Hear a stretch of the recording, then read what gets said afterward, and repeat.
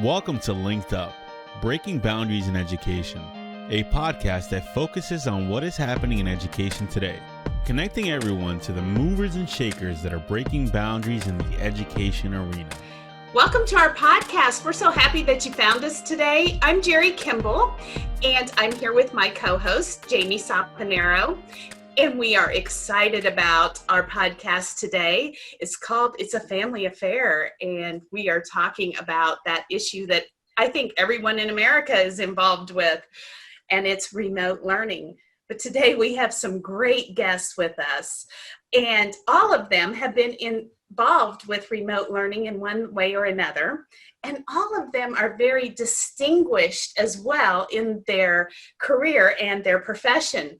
So if I went through all of their resumes and curriculum vitae, we wouldn't have time for the podcast. So we will put all of that in the show notes. But I'm just going to highlight a little bit about each of our guests quickly, and then we'll get on with the show. So first of all, we have Matt and Ruben Lara, and they are raising 5 boys together and 5 dogs at the same time. Now, if that isn't enough, Matt is a PR professional at a regional health center, and Ruben is a social worker, and he works he's a behavioral health service coordinator. He works part-time as a family crisis health worker. Is that right? Yep. Yes. But let's not stop there. He's an adjunct professor, and he teaches aspiring social workers, and we won't stop there either. He also works with foster parents. So these two are pretty busy, to say the least. Yeah. Felica Chaude, Dr. Felica, is an adult and child psychiatrist. She spent 10 years in New York City, and now she is in California. She is a distinguished fellow with the American Academy of Child and Adolescent Psychiatrists. And not only is she a psychiatrist, she's a parent to 2 children, and she did remote learning with one of them. So we're anxious to hear her story. And our last guest is Paula Henderson, who was in education for 43 years. She taught psychology and art, and the last 23, she was a school counselor. So we have some very distinguished guests with us today, and I want to get started with their stories because each of them has a unique and interesting story about how they became involved with remote education. So I think we're going to start with Paula today because Paula became involved in remote education in a very unique way. So Paula, you want to tell them your story? Yes. Okay. I was in Texas visiting my son and his family when everything all of a sudden, overnight, as we know, got shut down. So my son said, "Mom, you're not going home, just stay here with us." Well, us meant that there was a grandchild that was 12 years old, and I might say a reluctant learner. So Mimi took over the education, but it took kind of the whole village too. It really does, because they were both at home, and I was in charge of the education. On Monday morning from the school district, we would get this readout that was about 5 pages long, and it had all of the subjects and what we were supposed to do Monday and what we were supposed to do Tuesday, and it went just on and on. On and on. Yes, it did. And the first day, our assignment lasted 4 hours, but I think the big accomplishment of the day was that Mimi did not cry. So anyway, we kind of went from there. Mimi did not cry. It was okay. So we got into kind of this routine. Well, after the routine was there, I decided that we needed to change the routine. So what we did to keep things interesting and going, I put all the subject matter in a cup, and I also added a mid-morning snack and 15 minutes of free time. So every day after we'd first worked for the routine, then we got out of the routine, and he would pull something out of the cup, and then we would cover that subject for that day. And that worked out well.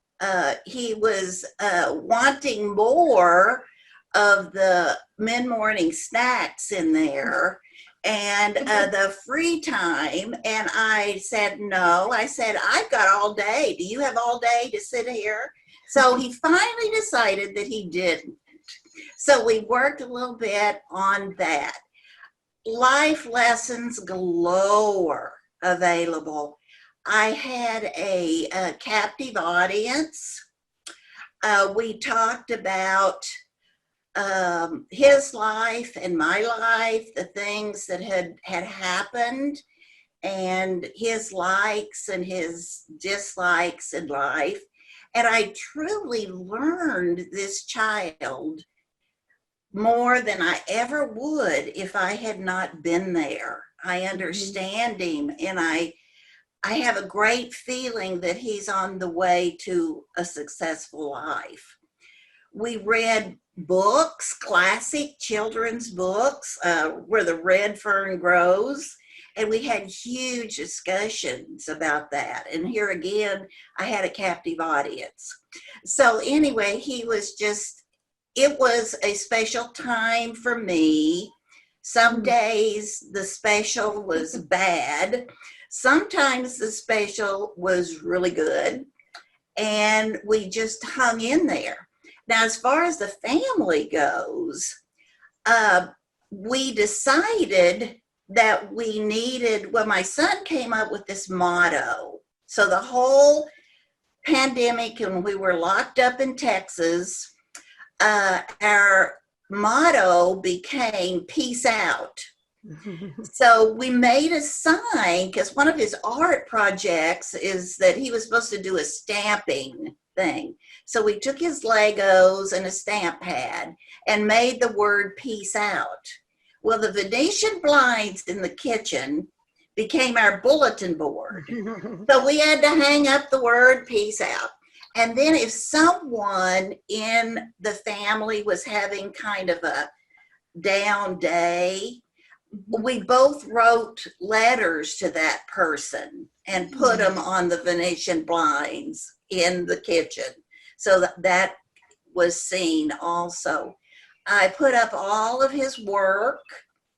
Parents came in and said, hey, this is really cool. And I think that he got a lot of pats on the back during that time, which we all need, many a day. Yeah. But it was a special time in my life looking back. Sometimes, like I said, those days weren't perfect, but it was really, really special as I look back on it. Yeah, it really seemed like you were able to get some authentic learning, some real world, and then obviously these special connections. I mean, it was a really special time. Yes. And you know what? And one of the life lessons that was really, really cool, he was talking to his friend, and his friend said, well, I'm doing it, but I'm not doing all the assignments. And so naturally he had to tell me that. And I said, well, that's a real shame. And we talked about, you don't skip things if you're going to be successful. You want more and more. So that was just one of the life lessons. We talked about success in life and how he was going to get there and building character. And it was just really cool.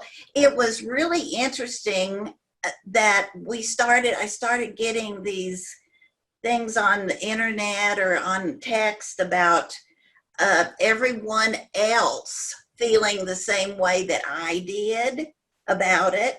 And it really helped me that I wasn't the only one in the whole wide world that was sitting there putting things on the Venetian blinds as a bulletin board so we could tell and show that we appreciated the rest of the family. Yeah. One of the hilarious things that I saw was there was a car, SUV that someone had written on the car, on the window, and it says, "Teacher, you lied. You said my child was a joy to have in class." All of that. I'm going like, yes, you did, teacher. Shame on you. You know, it really did me good being in education for so many years. I heard so many people say, wow, we don't appreciate teachers the way they should be appreciated. Absolutely, that was true. Another joke I read that I could not believe said, one mom said, "If you hear me talking to myself in the kitchen, I'm in there having a parent-teacher conference." That's right. There are funny things that happen, but I really think one thing that did me so much good is the connection with other people that were going through the same thing. Yeah. Because you're sitting there thinking, oh my gosh, this has been 4 hours. No one else is spending 4 hours with this, you're trying to drag these things out of children, but everyone is. Right. And that's okay. But as I look back on it, I treasure that time. Right. I truly treasure it. Absolutely. How about you, Matt and Ruben? Similar stories, but you have a different situation. Yeah, so High five. Yes. you said it kind of hit out of nowhere. So I work at the hospital, so we've been monitoring COVID since January, and it wasn't really terrible. And then within like 2 weeks is when it got really bad, and it was over spring break is when it started hitting our community really bad. And so we weren't sure if we'd go back after spring break. And I think the weekend before is when we got the email that they were shutting down the schools and we have to do it all at home, which definitely caused a big panic in our house. But we're both fortunate enough that we have jobs that are pretty flexible. I was able to work from home primarily and moved set up my whole desk pretty much to my house, which was great. But our kids, they handled it really well. They had their struggles, their moments where they would, I can't do this anymore. I can't stare at one more hour of Zoom calls or one more YouTube video. We definitely had to find a balance to make sure that they were happy with where we were and also on our education. One thing our school district was really big on is we want them to learn, we want them to do the Zoom classes, we want them to watch all their videos, but also we care about their mental health, which is something we all care about, especially Ruben, who's a social worker. And so making sure that they understood what was happening, but they also, if they were upset or confused, we took the time to process those feelings. And then we, for the most part, we have 4 kids that are school age, and so we had to balance those 4 schedules because, of course, they all have different teachers and different things. So we did that, and the younger 3 have some educational needs, and so we finally experienced a lot of what we heard at the school, a lot of frustrations the teachers would say, and we're like, well, they get frustrated at home but not super angry, and then we see it at home because they're not understanding. Yeah. And so I think it quickly made us understand what the teachers are going through, and we're big advocates for teachers. That's one thing we've always instilled in our children, is teachers are people that you show the highest amount of respect to, and so this definitely added on to that, because there were definitely days where I agree where it's like, you told me my kid was a joy, but I'm not seeing it. So yeah, and it was weird because when this all started, the kids were excited about spring break, right? And then spring break was over and they were like, oh, we have to go back to school. And then they announced, oh, well, no, not yet. So like, oh yeah, longer spring break. And then it kept going and going. And then they're like, this isn't funny anymore. We want to go to school. So yeah, like Matt said, the adjustment, to everything. And I think with online school now, it's just like I feel like I'm learning to be a good teacher, and I'm trying to like have the mindset of a teacher, because like our older two, we have a 13 and 11-year-old, like they're on the computer all day, and I'm just sitting at the end of the table thinking nothing of it. But the other day, our oldest one was just tapping hardcore during science class, and I'm like, what are you doing, man? What's going on? He's like, oh, well, I'm in science class, but I can work on my keyboarding game. And I was like, wait, your science teacher lets you do that during class? And he was like, well, yeah, she says that whatever keeps us busy. And I said, I don't know if that's right. But he was trying to play a game on the side, but it's just, that's just, a part-time, being a teacher for them. But imagine teachers doing this for like a bunch of different kids and trying to keep them focused. Like Matt said, we have a whole like new appreciation for teachers and what they do. So anytime a school teacher asks for like snacks for the class or anything, I'm like, let me know. I'm going to make a Target run. We'll be right back. So you're still virtual, aren't you? Yeah, we just Ribbon and finished Matt? our first full week of virtual learning. They've been in school for about a week and a half. Okay. And so, yeah, we have four kids doing it. We have because we have such a big family, we have a long kitchen table, so they all have a corner. And I sit at one end, Ruben sits at the other end, and we just kind of tag team it and help them out. And also with juggling our normal 9 to 5 jobs, we have to try to schedule in our meetings around their calls, and it's definitely been a learning process and something that we still every day have to adjust and try to change things. I know. And you two seem so calm. Yeah. Well, we're just going with the flow. Like, I can't tell you how many times like we've both been at the table with the kids and like one of our phones go off and we like give each other the look and like, all right, tag in, you're in, kind of a thing. But we've been just trying our best, and I think that's one of the things that, and I think Paula kind of mentioned this, is that it's good to relate to. We've been talking to other parents that are going through the same frustrations and trying to adjust, and I think it's normal to feel how we're feeling, overwhelmed and stressed. So like I said, we're trying to manage that the best that we can, so that way we can kind of role model that to our kids. And I feel like they're learning life skills through this, to learn to adjust to things that come up, because that's life, right? Life happens. Yes. But you don't expect. You have to adjust, and you may not be happy with the circumstance, but we get through it. So I think it's really teaching them perseverance, for sure. Yeah, and it's definitely our older two, they're pretty independent. They're 13 and 11. And so their whole schedule I put on their Google Calendar for school, and it's also on their phones. And so they get alerts, and it's like, oh, time to log in for my class, or oh, I have lunch for 30 minutes. And so they're definitely working on their own time management and how to help themselves before they come to us, because our 6-year-olds are in first grade, and they both, they're just learning how to read, and so we have to read instructions a lot to them and help them a lot more. And so it's definitely teaching, I think, all of us kind of how do we manage this together as a family. Really? Yeah, the pandemic really is kind of the curriculum right now, and modeling it, which is a great segue for you, Felica, as a psychiatrist. What did you hear here that you would like to speak to? Because I bet you heard a lot of things. I think the first thing that I heard, and it was from Paula, is that, when Paula said, I was successful if I didn't cry. Yes. We need to take care of ourselves. The kids will be fine.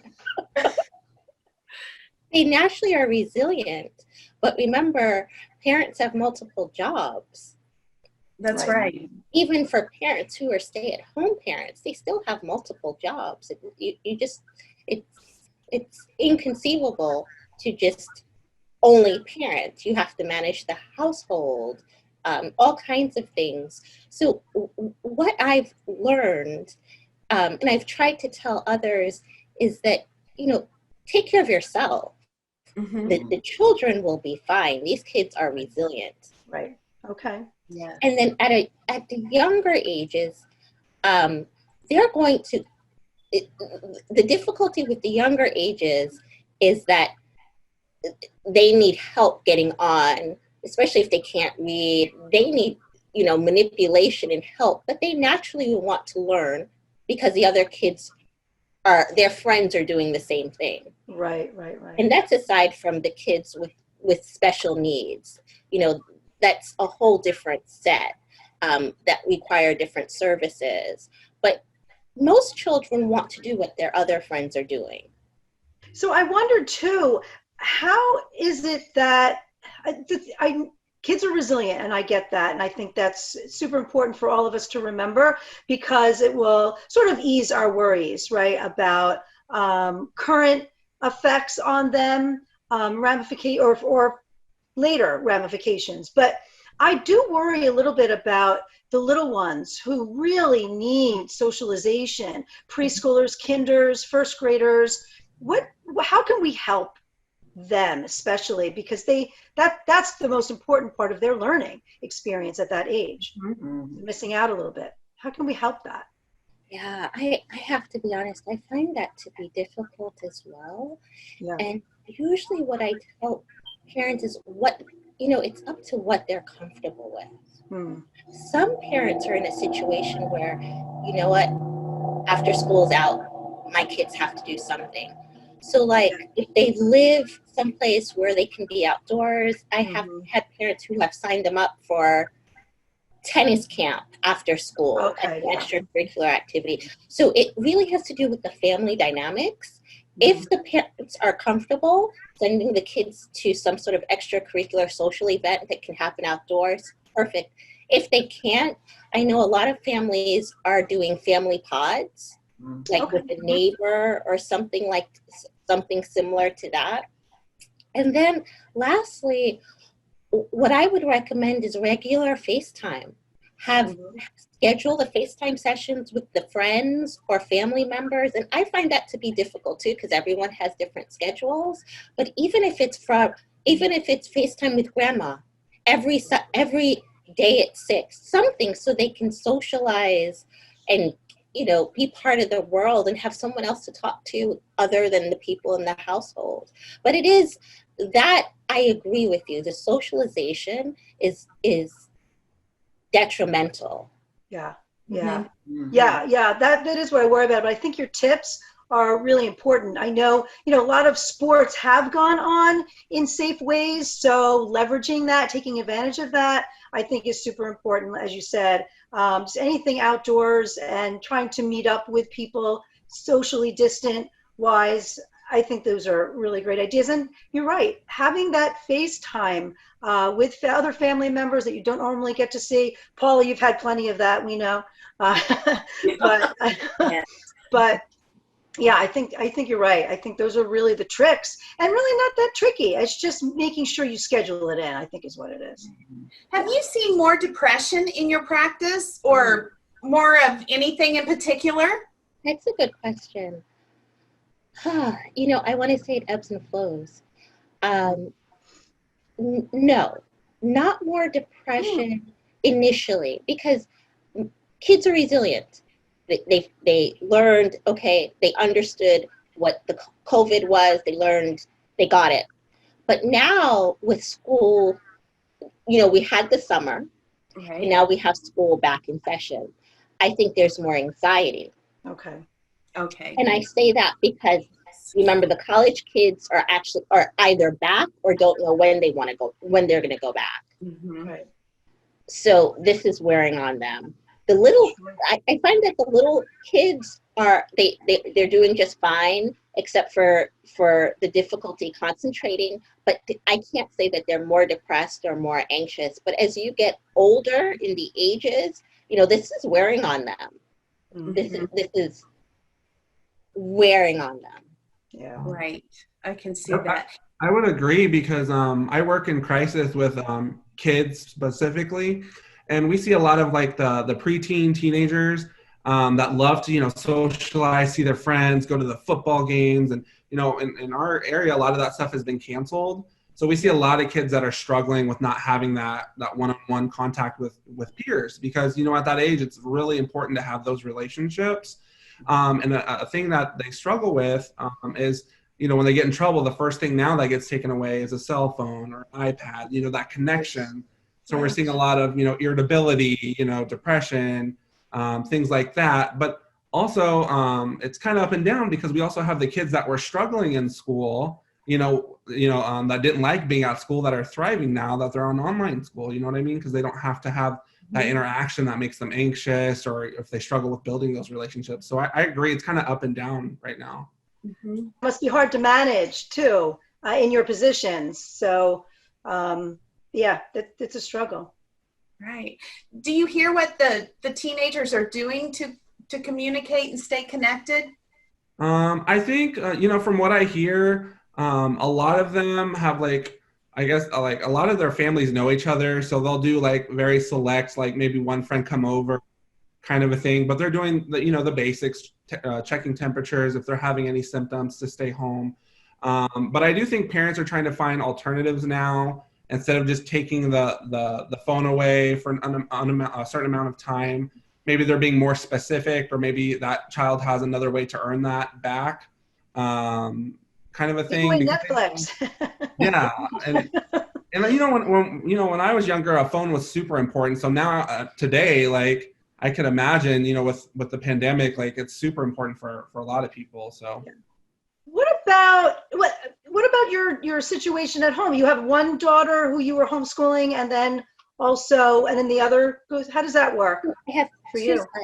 I have two sons. So the older one, the older one is only in second grade. So when it started, he was in first grade, like your 6-year-olds, Matt and Ruben. So initially, this is kind of unusual. Because I have a baby at home, we had initially always had help. We had a nanny. So initially what had happened was they went to distance learning, and then we just figured that the nanny would do the distance learning, and because she was already there. But what you find was initially that she wasn't hired for that. She doesn't have the skills for that.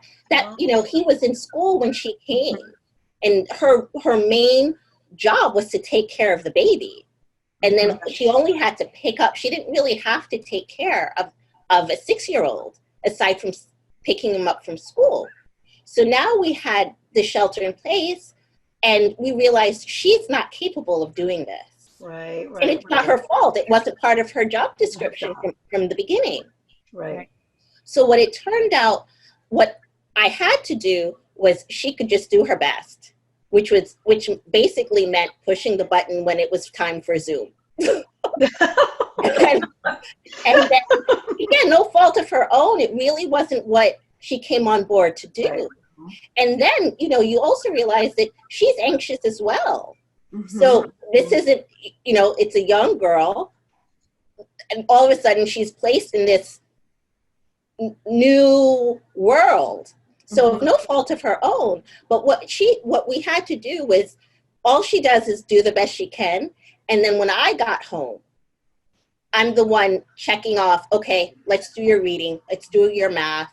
So basically he would watch as much of the videos as he could during the days with her, but the actual work I would do when I got home with him. Interesting. That's what we had to do initially, but people don't think even having help is not always so streamlined.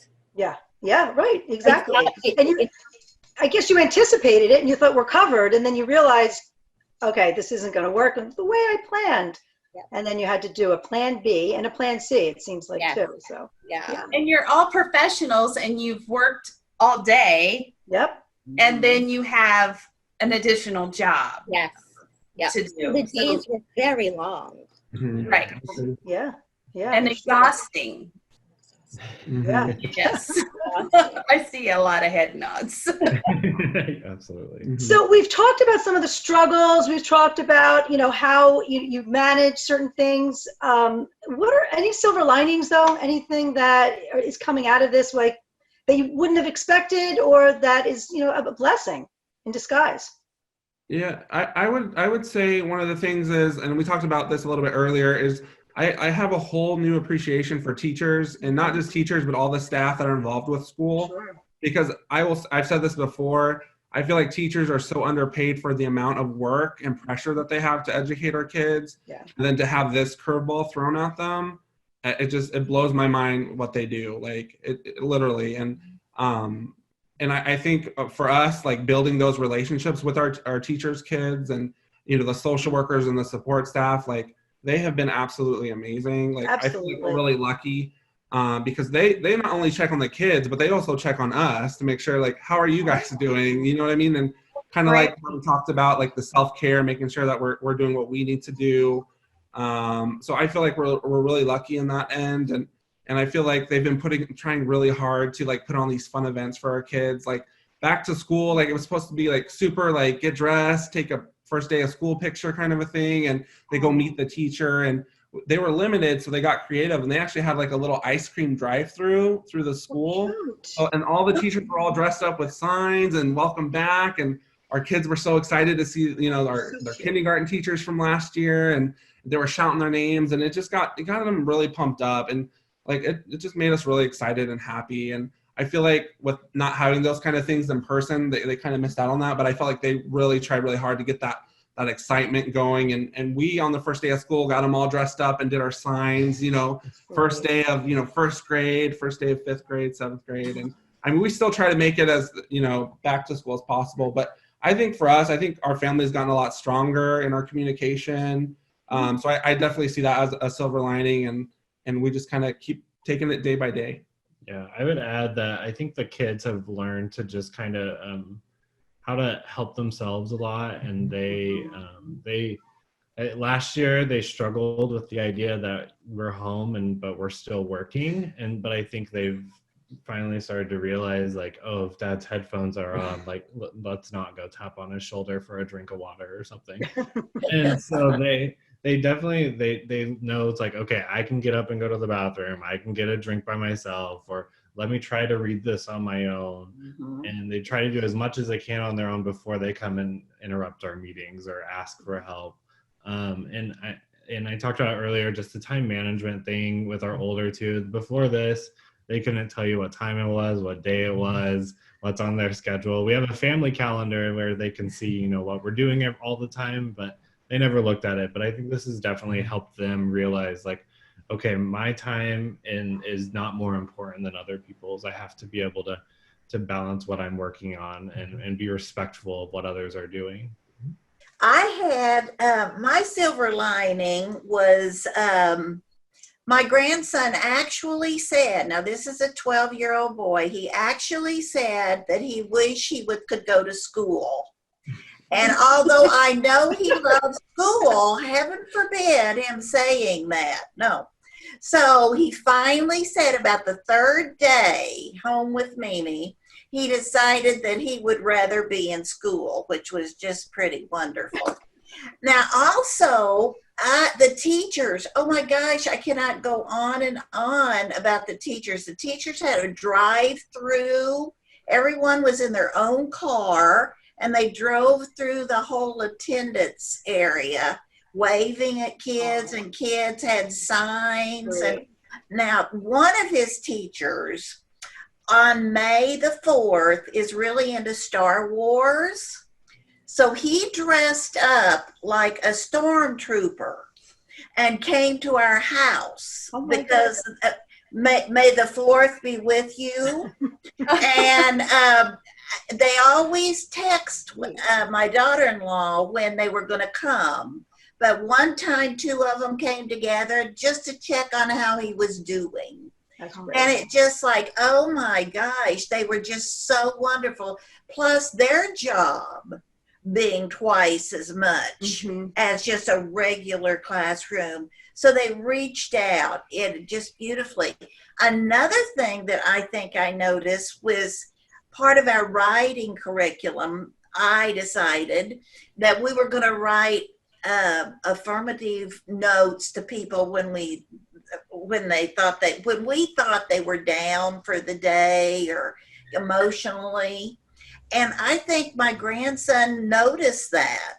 I said, I think your dad is really down today. Let's write him a note about what all he does for you. And I mean, he was right with it and said the greatest things that maybe he wouldn't have said to his dad normally. So we noticed emotions and how can we help? We can all do something to help by just telling that person we appreciate them. And that's, I think, pretty wonderful that came out of our time at home. So what I had learned was that if you so it was the one time I really learned where my son was at academically. I really got to understand his academics, Right. where he is, where he's supposed to be, et cetera, et cetera. And I personally learned that if I wanted him to advance, really advance, I too have to learn this and push him. We can do it together. Teachers are exceptionally important. But if one really takes an ownership of it as a parent, the two of you can get there together. If you really want to advance in a particular writing, reading, if you take it on with your child, you can get there.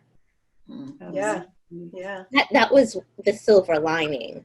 The other thing, we've all mentioned teachers, and I say this because many of my kids, their parents are teachers, or my patients are teachers. And I'll add another bit to this, is that teachers truly are missing out. Most teachers, 90% of them want to be in the classroom. They are passionately sad about this. It grieves them to not do their job. And, you know, it's so heartwarming to hear that they're actually, you know, someone described they're losing their energy from not being in the classroom. And I'm thinking, but you have kids. Can't you get it? But they actually they miss being there and getting the energy and just the endorphins from being around all these kids. And so, you know, these teachers, they have their own families, their own kids that they're teaching, or whatever, their parents who they're taking care of. But they're missing doing something they truly love. Yes. It's a good point. It's a good point. I mean, you know, it's something that, I mean, they went into this. It's part of who they are, and now it's taken away. So that's, it's a rough thing. And finally, maybe you can each share one tip. I mean, this is a family affair. We're all in it. So what have you learned that really makes things click? What advice can you give to other families struggling through this as well? I think, and I know for us, it's been really important to just plan ahead. So like the night before, we just take it a day at a time. So the night before, you know, when the kids are getting ready for bed and you know, doing their routine, we sit together and just coordinate with our schedules and coordinate with the boys' schedules and kind of make sure that we know what's coming up and what's to be expected. And then we also know that if we have something that we're both have to be out for work or something, that sometimes we can tag in some of our supports like grandparents or a friend or something like that. So I think being aware of kind of what your resources are super important. And then I also feel like some of the parents that I've talked to, they're really frustrated about the situation, and sometimes they kind of lash out at teachers, like, you know, but I think like we talked about earlier, I mean, I see a lot of teachers that are pumped to, you know, get back to school, and they have all this energy and they want to be with their kids. So I think they're just, you know, got dealt something really difficult that they're trying to adjust to. And I don't think they like it just as much as anybody else does. But I think to keep that in mind, to make sure that, yes, we can be frustrated, but kind of don't take it out on the teachers, because, you know, nobody asked for this. So we're all learning and adjusting. So just remembering that. Yeah, I would say just be patient with your kids and with yourself. We have one of our twins, he really struggles when it comes to reading and math, and his twin brother is actually really good at those things. And so we have to, when we're trying to help him, I know sometimes I get frustrated and he gets frustrated with me, and so we've are learning how to be more patient with each other, or we don't need to worry about math right now, we can do it in a couple hours, or just find a way that works for us. Because I mean, education is very important, but right now is just not the time for us to just be angry or frustrated. Like there's different ways we can learn it, or we have all the hours in the day. We can do it at 7 o'clock tonight if we need to, if that's how long we need a break. So I think just being patient with each other is really something important. Yes. Very good point. Very good point. I think that what is happening is kind of pushed all of our buttons, and you've got to talk to others.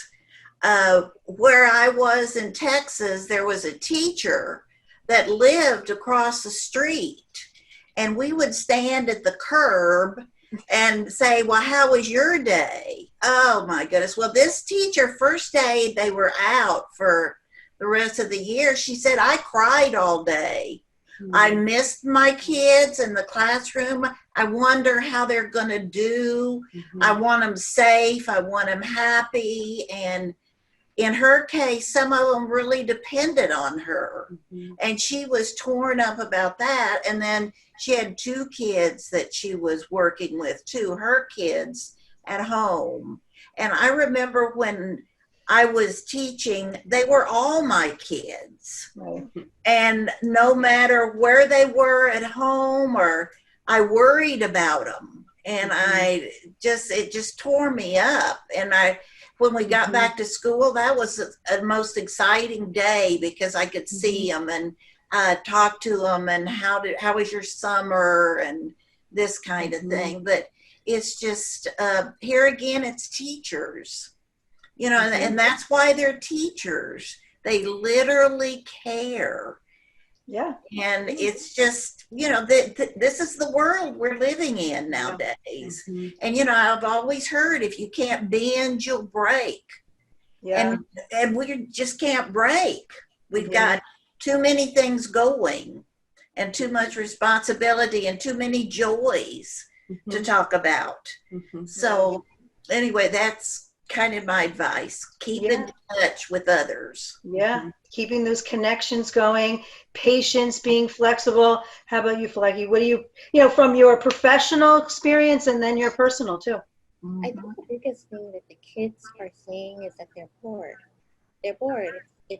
And parents are saying too, everyone is bored. Yeah. And, I've tried to come up with all kinds of, the last thing I come up with is, okay, just be bored. It's not going to kill you. Just give in to the boredom. That's a good point. That's right. At this point, because, now we're at month 6 or so, around there.